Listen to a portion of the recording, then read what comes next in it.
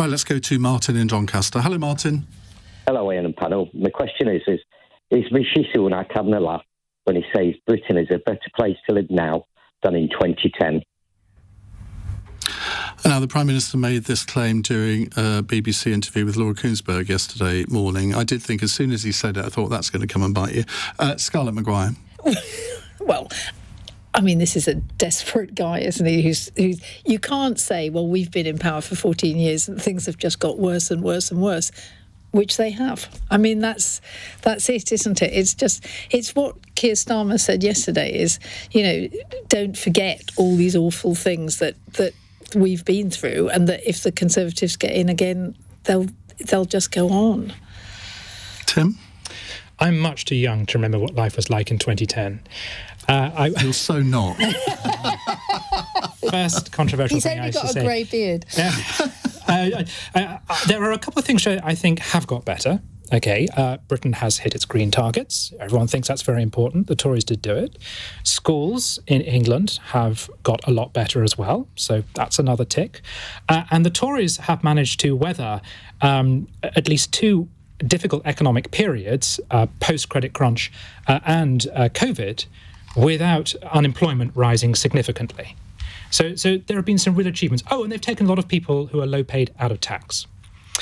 But overall, no, life hasn't gotten better. It's probably got worse. It's got worse across the West because of economic conditions out of the Tories' control, because of Ukraine, because of COVID and the lockdown. And there are lots of governments, including in France, which are now taking a beating for decisions that everyone actually signed up to 3 or 4 years ago, but have made life considerably worse. But I think one real problem the Tories have is that they can't point to a way in which people's lives have got better regardless. So if you go back to the 50s or the 80s, there were economic problems during those periods, but people could say at the end of the Macmillan governments, but they ended rationing. And we had the consumer society. Or at the end of the 80s and the 90s, you could say, OK, there were recessions, but people bought their council house and we became a much richer country.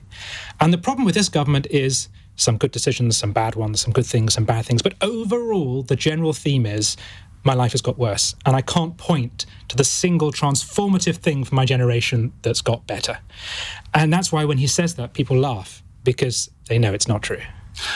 And the Labour Party messaging about, well, nothing works anymore, I mean, that has hit home, Stuart Jackson, hasn't it? Yeah, I agree it has, but Labour will soon find that the government is very complex and very difficult, and they'll pull the levers in government and nothing will happen. So, they can cynically have some schadenfreude in terms of enjoying the discomfort of the Tory party and maybe an epoch-making defeat for the Tory party, which could possibly happen at the end of this week. But they will face the same problems of legal architecture, human rights, judicial reviews, all the other things that stop them potentially doing what they want to do.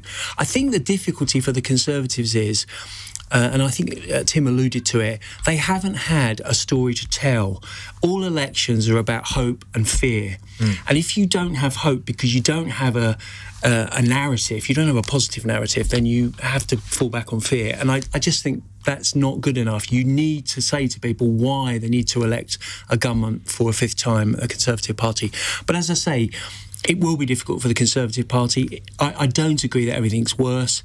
Tim's right. Some of the work around phonics, improving education standards have been absolutely generationally fantastic, but there are too few areas where the Conservatives can point to great successes, and I think that's a matter of regret. And complaining about reform and complaining about how awful Labour will be, I just don't think it cuts the mustard with a sophisticated electorate. Femi? That's fair.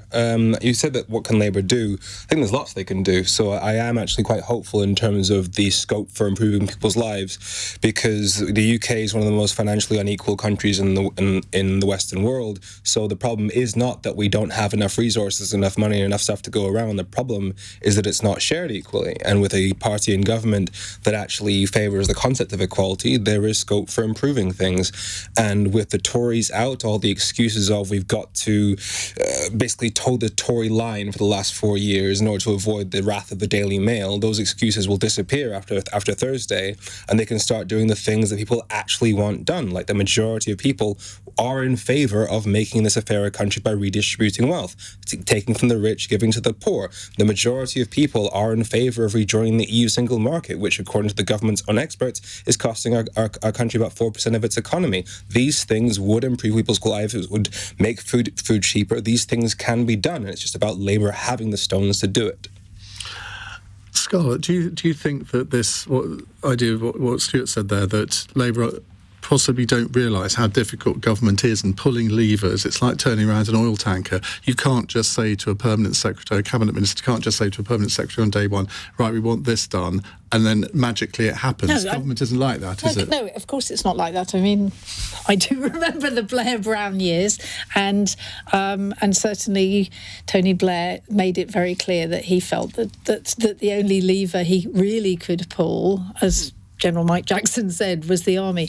But actually, it is tough. But you don't make promises you can't keep. You don't say, I'm going to stop the boats, I'm going to do this, I'm going to do that, and then not do them. I mean, I think it is going to be tough for Labour.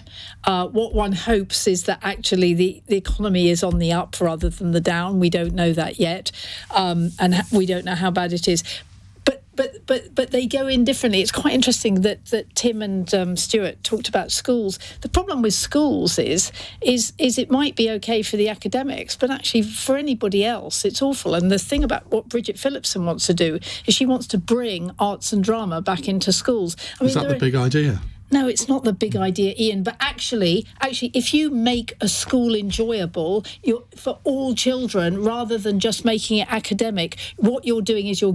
No, I agree with that. I think it's really, really important. I mean, schools is an area where the Tories can legitimately say we have done good. We have done good, but we lost an awful lot of people on the way through, right? I mean, that's what's so terrible. That's what's so terrible about this is what we call the NEETs, the not employment education or training, is massive dropping out, right? What we want to do is we want to make education really, really important. That's what we've got to do. Not to mention how they handle the A-levels algorithm during COVID and their choice on free school meals. They have not exactly prioritised the needs of especially working class kids in the UK. Can I just say that the thing about Labour is, yes, it makes sense that it can't make promises it won't keep, but it's also not making promises that it could keep.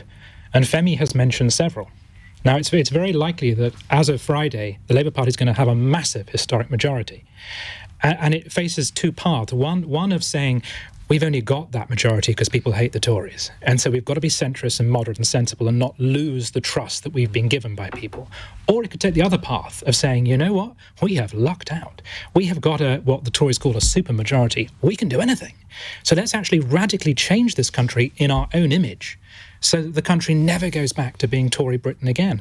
But they're not making those promises. No, and they're not going to do that. They're not going to do that, Tim. I mean, this is Tony Blair wishes. So what's the point? So what's the point of your massive majority? No, because actually you don't use a majority to corrupt the country. What you do is you go in. He's not saying that. I'm not saying corrupt it. Well, I think to make sure that Labour stays in all the time, I think would be corrupting. I think that what they've done. I mean, look. I mean building a socialist society. I mean building a more equal society. The Labour Party is promising to tax private schools to the point where it just becomes the privilege of the super rich. You could abolish them. Yeah. No. Why not? Yeah. I mean, Tim makes a good point that all the centres of power will be with Labour on Friday. The councils, the mayoralties, the civil service in some respects, and of course Parliament. The only thing is the House of Lords, and even the Conservatives don't have a majority there. And as we hear, Keir Starmer's likely to put a lot more peers. Maybe you'll be one of them in the upper house. So Tim's right. There is the potential to have a hegemony of the Labour Party for the next 5 or 10 years. And I think he's right. I do agree. I think Keir Starmer is sensible enough to realise that the Labour support is shallow and wide, and they haven't got a mandate for these massive changes. But Femi, what's the one thing that you would like to see? I mean, let's assume that there is a big Labour majority, and Keir Starmer rings up Tony Blair and says, "What's the biggest mistake you made in your first term?" And Tony Blair says, says to him, I wasn't radical enough. I had a huge majority. I frankly could have done anything, and I didn't use it. I now wish I had.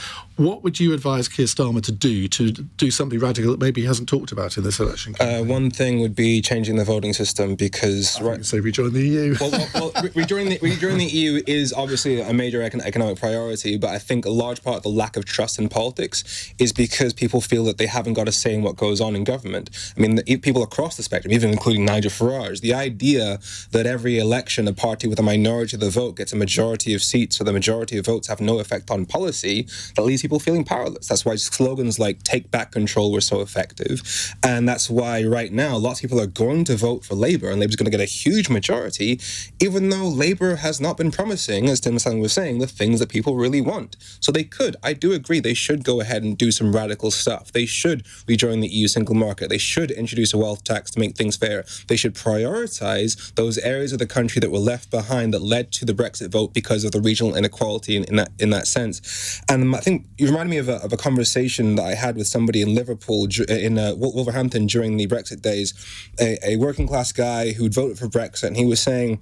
look, if we were all on £50,000 a year, none of us would care. We'd all be happy. We'd all be dancing. The issue here is that people's living standards have not kept up, and that's what people like Nigel Farage, that's what people like Boris Johnson capitalise on. They reach into that discomfort with people's living standards. So if Labour did actually improve people's quality of life, the right would not have a chance. We're seeing across Europe the reason why the far right is rising is because the centrist parties have not done enough for working class people. And that's just what Keir said, actually. I mean, that's what he said yesterday. Is that it's really, really important that we understand why the far right have gained, and it's because we haven't done enough. I mean, I think you're right. I mean, I think that we should prioritise the so-called red wall, the people who were left behind. That there is an enormous difference between London and the rest of the country. And actually, it's not just in the north. I mean, you Wales. talk to people in Wales, Cornwall, I was going to say. Norfolk, Iain knows better than me. But actually, of course you're right. But I mean, I just think that that if you're elected, you have to do what you promised. You don't bring in things that you were not elected to do. Right, lots more time to take more of your questions. 0345 6060 973.